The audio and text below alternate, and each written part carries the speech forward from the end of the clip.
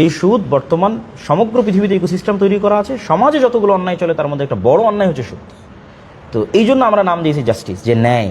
এই সুদের বিরুদ্ধে লড়াই করে আমরা যদি ন্যূনতম দুই একজন মানুষকেও করজে হাসানা দিয়ে তাকে সুদের লোন থেকে বাঁচাতে পারি, তাহলে আমরা ন্যায় প্রতিষ্ঠা করলাম।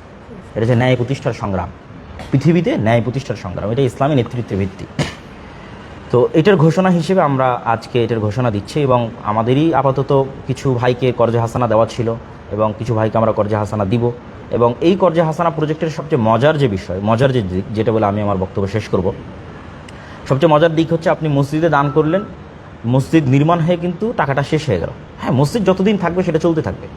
মাদ্রাসায় দান করলাম বা জমি কেনার জন্য দান করলাম, টাকা খরচ করে টাকা কিন্তু শেষ হয়ে যাচ্ছে। কিন্তু করজে হাসানার জন্য যদি আমরা একটা ফান্ড তৈরি করি, তাহলে এই করজে হাসানার এই ফান্ডটা যদি শতভাগ ব্যাক আসে, তাহলে কোনো দিন শেষ হবে না। ওইটা আবার আরেকজনের কাছে যাবে, তার কাছ থেকে ব্যাক আসলে আবার আরেকজনের কাছে যাবে, এবং এই ফান্ডটা যত বাড়তে থাকবে তত বেশি পরিমাণ মানুষ এই টাকা থেকে উপকৃত হবে।